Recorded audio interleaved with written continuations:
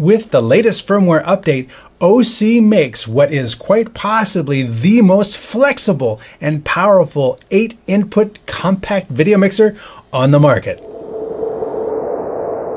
First, a little bit of disclosure. OSEE sent me this mixer for review. That review is up and available, and it has lots of things that I wish they would do differently. And this video is in addition to that. Again, they are not paying me for these videos.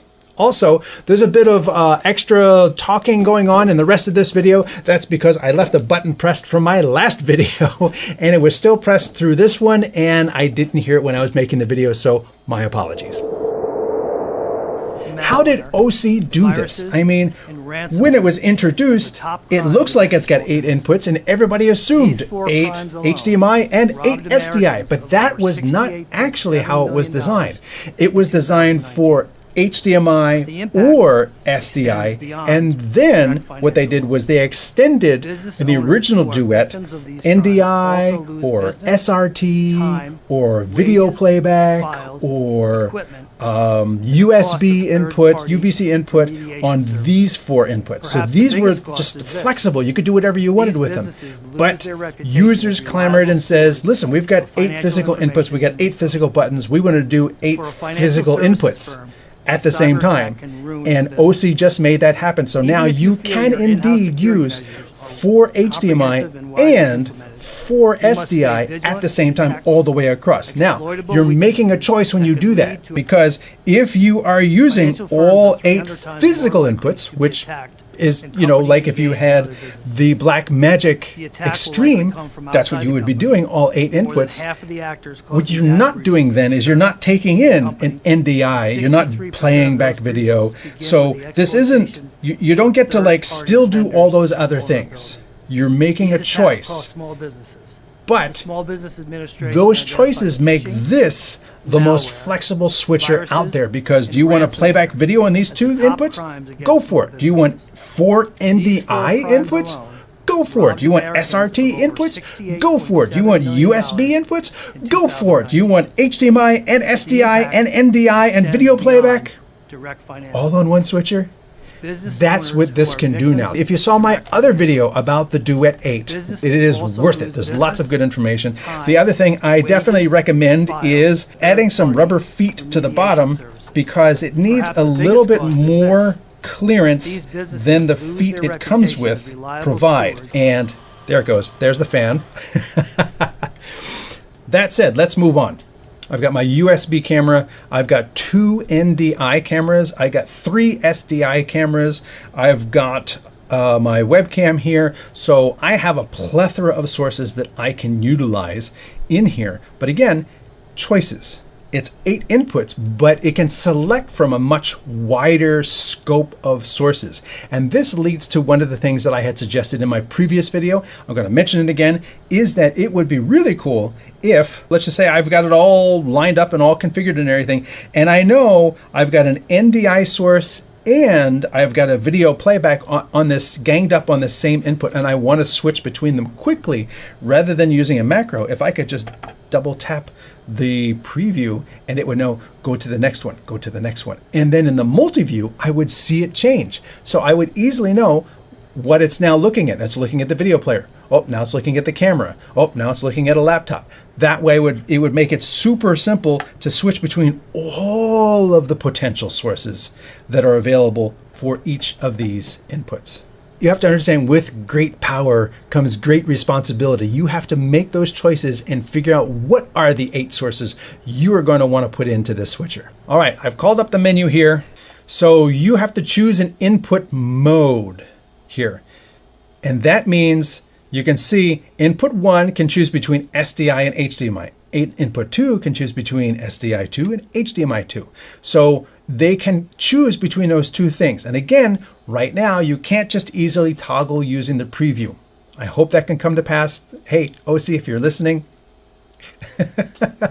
Input 5, 6, 7, and 8, you can see right there are set up so stream in 1 or player 1, stream in 2 or player 2, stream in 3, USB, stream in 4 or USB. So if you can have 2 USB sources. When I go to input 5 using the source map. I know, I understand it's a little confusing. The source map picks what is going to be used in each of those sources. Now, you can see I've got arrows there. In input 5, I can have player 1, RTMP pull 1, SRT Caller 1, SRT Listener 1, or NDI. So this is where I choose the streaming source. It says it's a streaming input, but even within streaming, you have 1, 2, 3, 4 potential choices for what that streaming input is. Now, I don't know if it's actually going to be able to work as both an RTM pull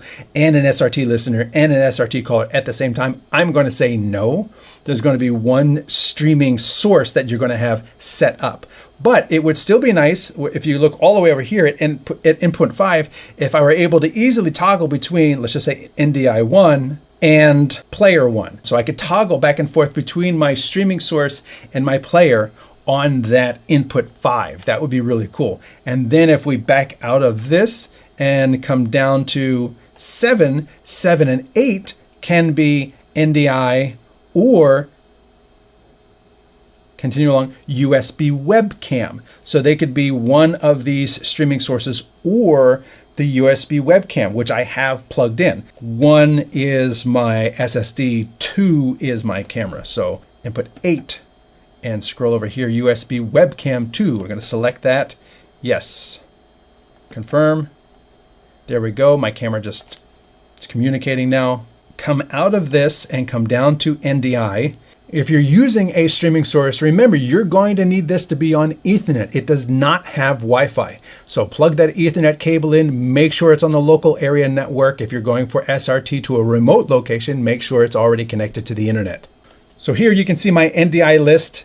This is my BirdDog P200. This is CAM and my BirdDog P200 CAM HX. Now, BirdDog released an update for their older cameras called Silicon, and the Silicon update allows it to output both full NDI and NDI HX.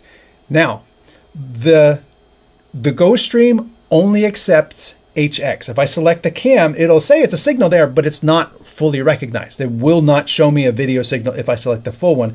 I'm going to put this on input 6 because input 5 I have already set as my media player. So I'm going to come down here and select the cam HX. I'm going to put this on input 6 and then I'm going to back out of here.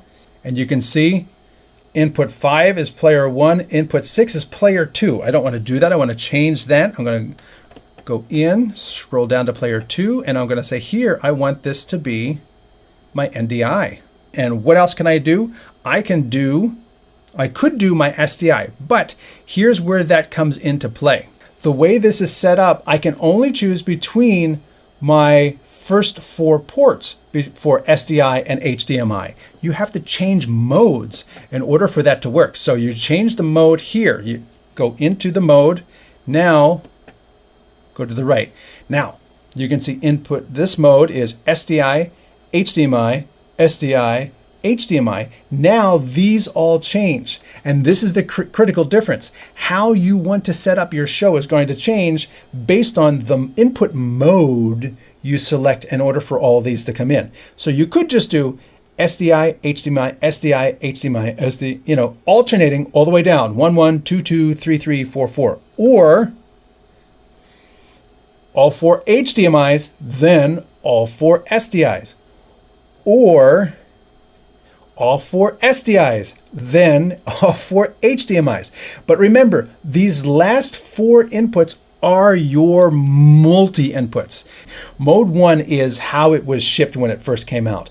These other modes, 2, 3, and 4, these are the modes that are new with the 2.0 update. So when you go to mode 2, interleaved, they're calling it, you see you got 1, 1, 2, 2, 3, or stream or player, 3 stream or player. So you're adding the hardware as an option to these 4 multi-capable sources, 5, 6, 7, and 8.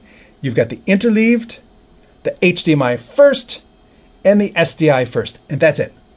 So you choose between those 3 different modes to get all of your HDMIs, or let's just say you want 4 SDIs and 2 HDMIs, and then other things. So if you wanted to have your players, you're going to want to put your HDMIs down here in 7 and 8 because you want to have the player 1 and player 2, which are only available on 5 and 6.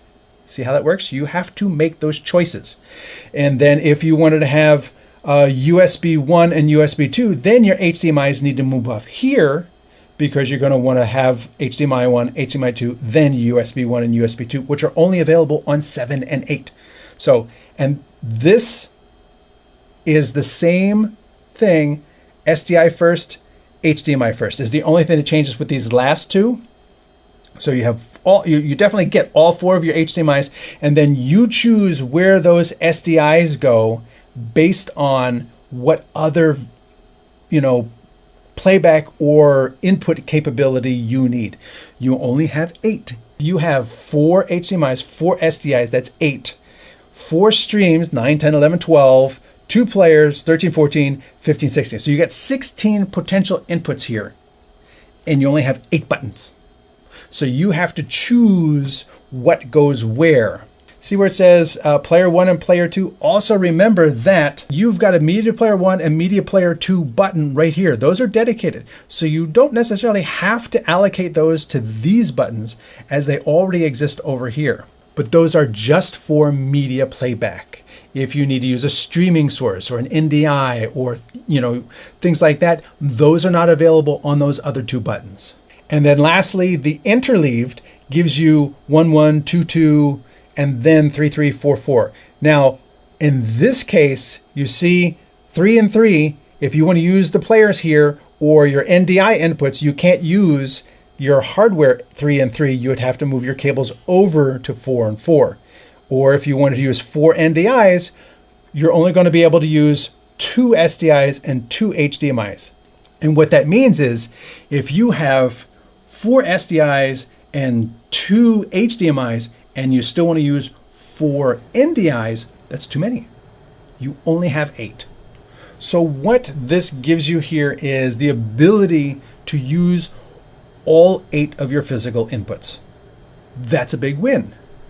And it still gives you the flexibility to choose. If you don't need all 8 and you just need 5, if you just need 6, you can still choose what those other alternative inputs are going to be. And that makes this one of the most flexible, cost-effective 8-input compact mixers out there. I don't think there's anything else that's going to give you this level of customizability between SDI and HDMI in the same unit. Blackmagic's not going to do it. And video playback, Blackmagic's not going to do it. NDI, Blackmagic's not going to do it. I don't mean to harp on Blackmagic here, but that's so much capability in this tiny little mixer that allows you to do what you need to do no matter what the source is. Whether it be SDI, HDMI, NDI, RTSP, SRT, video playback, UVC. Yes, I'm throwing out a ton of acronyms, but that's how capable this switcher is. And that's why I think it really deserves an award for the most powerful, capable, flexible little switcher out there on the market today. My name is Anthony Barocas. I am the Chief Gearhead here at StreamTech. I hope this video has helped you, but be sure to check out my other OSEE Duet 8 videos. It's a little long, but it is very in-depth and will walk you through everything else. The only changes are now you can use all 8 hardware inputs. If you haven't already, do me a favor, like and subscribe to the channel. It really does help me out. And if there's a video here that has helped you, share it on your social media. It can introduce this channel to someone else who doesn't even know about it. I hope this video has helped you. And as always, thanks for watching.